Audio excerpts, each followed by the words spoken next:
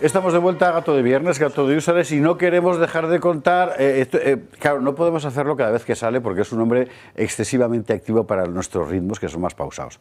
Pero lo de Juan García Santandreu, con la recuperación de la figura de Cristóbal Colón, la investigación histórica con las material que tenemos ahora, el genético, por ejemplo, y de todas las circunstancias que rodearon al viaje, sencillamente son imprescindibles. Yo sé que tardarán en entrar, iba a decir en los libros, ahí no entrará nada, pero hay que empezar a mirarlos, porque está averiguando cosas muy importantes. Aquí contamos en su momento la cuestión del análisis genético del ADN de lo que quedaba de Cristóbal Colón.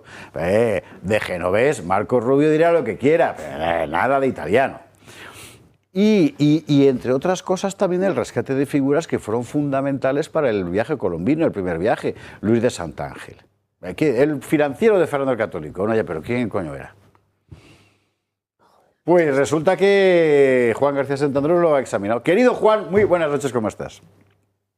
Hola, ¿qué tal? Muy buenas noches. Encantado de nuevo con vosotros. Oye, qué bueno lo de Luis Santángel, porque es una figura que siempre queda, digamos, se la menciona siempre, pero en realidad nadie sabe nada más de él.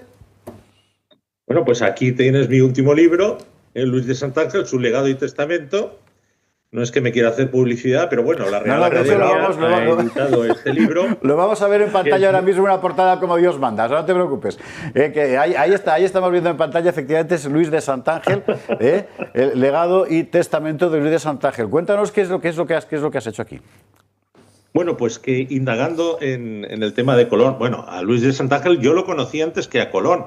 A Luis de Santángel te contaré la anécdota que en el año 1992, con el matrimonio Lemieux, que eran unos americanistas importantísimos, pues me dediqué, yo coordiné los trabajos de la prospección arqueológica que se hizo en la tumba de Luis de Santángel en el monasterio de la Trinidad de Valencia. Amigo. Estamos hablando de 1992, o sea, fíjate si han pasado ya 34 años. Y además fui el primero que bajó precisamente a la cripta de los Santángel en el monasterio de la Trinidad, que está justo al lado de la tumba de la reina doña María de Castilla, la mujer de Alfonso el Magnánimo. Y bajé precisamente porque yo ya estaba con estas inquietudes colombinistas y con este matrimonio, con don Vicente Giner Boygra, con las monjas clarisas titulares del monasterio de la Trinidad y con el arzobispado, para averiguar verdaderamente si estaban ahí los restos de Luis de Santángel. Entonces no había pruebas genéticas, estaba la prueba del carbono 14. Bueno, que ahí me adentré yo como si fuera Indiana Jones en aquella época, y a partir de ahí pues vino toda esta inquietud colombinista hasta este último libro, en el que, bueno, vuelvo a aportar documentación que es interesantísima porque nunca se había hasta ahora publicado lo que es el testamento de Luis de Santángel. De Luis de Santángel se sabían algunos párrafos, pero verdaderamente esta joya monumental de un derecho común, el fuero valenciano, un documento jurídico donde habla de una figura absolutamente ya renacentista, conocedor del derecho y un profesional de las finanzas y de la navegación, y que además fue el que financió a Cristóbal Colón, entre otras muchas cosas, pues era una oportunidad importante de dar a conocer este documento, que es un monumento, ya te digo, a la cultura y a la nueva modernidad de la corona hispánica. Vamos a hablar precisamente de esas otras cosas, es decir, este hombre quién es, por qué aparece ahí, por qué era tan importante, porque ya era un hombre muy importante cuando aparece Cristóbal Colón en su vida.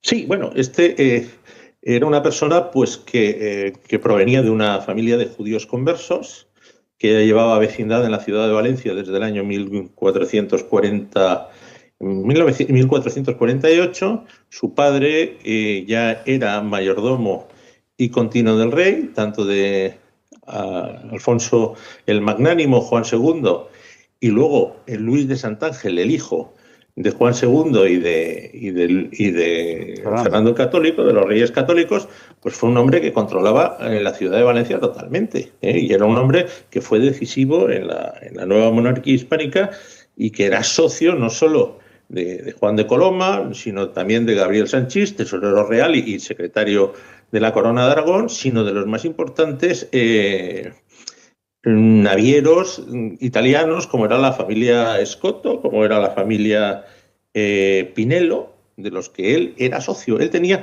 tejida una red de sociedades a nivel político y a nivel financiero que hacían que controlara la totalidad del comercio valenciano. Hay que recordar que estamos hablando de una época en la que la gran novedad, por así decir, es que el poder público de la corona se impone definitivamente sobre el poder privado de los nobles, pero no es que este desaparezca, pero digamos que queda en segundo lugar. Eso tiene una traslación absolutamente decisiva en cuestión financiera. Los reyes empiezan a disponer ya de su propio tesoro y no dependen tanto de los grandes terratenientes, ¿verdad? Y en ese sentido la figura de un tesorero real es decisiva, porque es el hombre que le garantiza al poder público, al rey, al soberano, su autonomía y también su hegemonía sobre los grandes nombres de la aristocracia. En el caso de Luis de Santángel, además, estamos hablando de un lugar decisivo que es Valencia. Cataluña estaba bastante disminuida en aquel momento respecto a Valencia, en un tráfico comercial del Mediterráneo, que es donde nace el capitalismo. Es un tratamiento que consta de 2 pasos del ICO. En primer lugar, me aplico 5 gotitas de... Claro, él encarna el espíritu de una ciudad y de una élite urbana, y como escribano de ración del rey, que hoy le llamaríamos ministro de Hacienda, pues era el hombre que le proveía de fondos a la corona para sus grandes aventuras. Y en aquel momento la monarquía hispánica estaba empeñada en 2 grandes aventuras históricas, una que era la reconquista total de España y en otra la conquista de América. Y Luis de Santángel fue muy importante porque con sus socios, Pinelo y Centurione, proveyó nada menos que de cerca de 48 millones de maravedíes de los 300 que costó la conquista de Granada. Y luego fue el que proveyó a Colón, precisamente porque la reina Isabel la Católica y la Corona de Aragón estaban exhaustas de capital por toda la inversión que habían hecho con la conquista de Granada, del 1.140.000 maravedíes que costó la aventura de Cristóbal Colón, al que conocía perfectamente, porque como yo sostengo en mis libros, Cristóbal Colón no solo nació en Valencia, sino que verdaderamente trabajaba a las órdenes de Luis de Santángel. Cristóbal Colón nació en Valencia, como estamos ahora demostrando a través de la localización de mucha de su familia en la ciudad de Valencia, su nieta, María Colón de Toledo, casada con Sancho Folde Cardona, marqués de los Valles de Guadalest y almirante de Aragón, en la ciudad de Valencia, sino porque verdaderamente Luis de Santángel tenía una relación directa con un hombre que trabajaba para él en la sociedad que tenía con Pinelo y con Centurione, y que es el que llevó a Cristóbal Colón a la isla Madeira, donde se casó. Exactamente. Cristóbal Colón con Felipe Muñiz de Perestrelo. Y son relaciones absolutamente fundamentales. Este otro asunto del origen real de Colón, recuerdo el otro libro de Juan, lo tenemos también aquí en la portada para poder verla en pantalla y que usted lo sitúe. Son cosas que hay que conocer, son nuevas adquisiciones absolutamente fundamentales, adquisición de conocimientos, quiero decir, Cristóbal Colón, pues fíjate, cuyo converso español y valenciano. Dime. Sí, estuve precisamente ahí en el programa, concretamente en el año 2019, han pasado nada menos que 7 años, cuando tú me dijiste, cuando nada más entrar en el programa, nada más entrar en escena, me dijiste: Juan, ¿y cómo dices esto? Y es verdad, porque en el imaginario colectivo decir estas cosas son inicialmente pues una fricada, como dicen ahora nuestros hijos. Entonces, pues estos eran cosas absolutamente impensables en un momento donde, pues eso, el imaginario colectivo tenía muy presente que Colón era de Génova.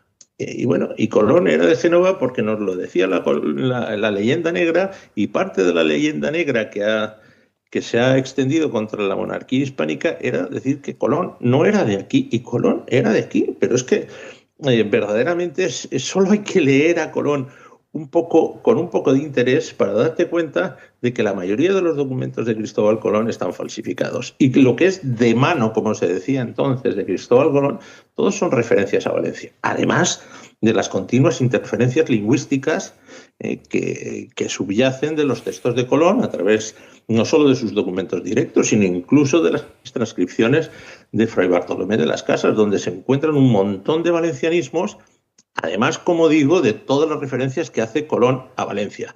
Claro, luego, 6 años después, aparece la genética con todo su poder de precisión y nos dicen nada menos que 6 universidades internacionales que el ADN de Colón se ha conseguido individualizar de la tumba de Sevilla, de Cristóbal Colón, y también de su hijo Hernando, que también está en la Catedral de Sevilla, y que esa individualización dan una serie de haplotipos que generan un haplogrupo que es el Mediterráneo judío valenciano.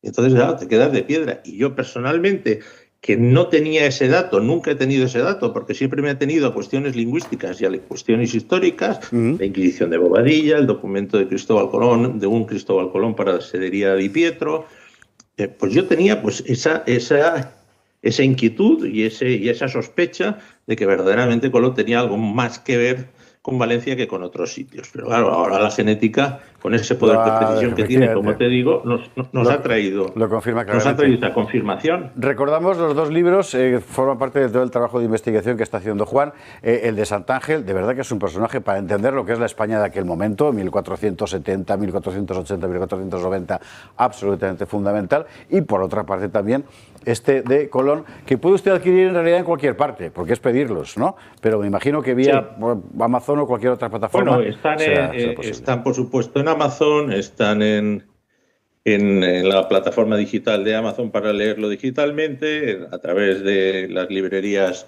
usuales, o en la Real Academia, que es la editora, la Real Academia de Cultura Valenciana, que es la editora de este sitio, y a la que yo pues últimamente me dedico como director del aula colombina de la Real Academia. Don Juan, enhorabuena. Y donde seguimos las investigaciones. Y seguiremos hablando de ello. Enhorabuena por este nuevo libro y por esta investigación. Un abrazo muy fuerte. Muchas gracias. Un abrazo fuerte. Hasta luego. La verdad es que estas cosas, claro, es que hay que entender que la historia es una disciplina dinámica. O sea, se van aprendiendo cosas nuevas. Sí, y la aplicación precisamente de este principio que tú acabas de enunciar, pues nos tendría que llevar a reflexionar acerca de quienes intentan congelar la historia en el tiempo y dar una explicación puramente oficial a la que hay que atenerse, y uno incurre en herejía en este caso. A mí me interesa mucho, bueno, todo este tema enormemente. Estuvo también en Tiempos Modernos, estuvimos hablando precisamente de su presentación del libro antes de que tuvieran lugar la finalización de las pruebas de ADN de Colón, y él ya decía, a que va a dar que la investigación final va a terminar en que es valenciano de origen judío, etcétera y tal, y efectivamente terminó ahí. Y al respecto de este asunto, tanto de Colón como en el caso de Santángel, hay que recordar que el padre de Santángel estaba en el entorno de la corte, estaba en el entorno del rey, y procedía directamente de una familia judeo-conversa a partir de la disputa de Tortosa y luego todo lo que vino a continuación. Y digo esto porque en aquella disputa de Tortosa fue de orden puramente teológico, y conviene subrayar esto, porque los judíos que se convirtieron no fueron expulsados ni se les persiguió, no solamente eso, sino que estuvieron en el entorno del poder. Por tanto, todo aquello que desemboca luego en el 31 de marzo de 1492 en el decreto de los Reyes Católicos no es una cuestión racial en absoluto, es una cuestión religiosa, que es lo que daba sentido a la unidad del reino. Señores.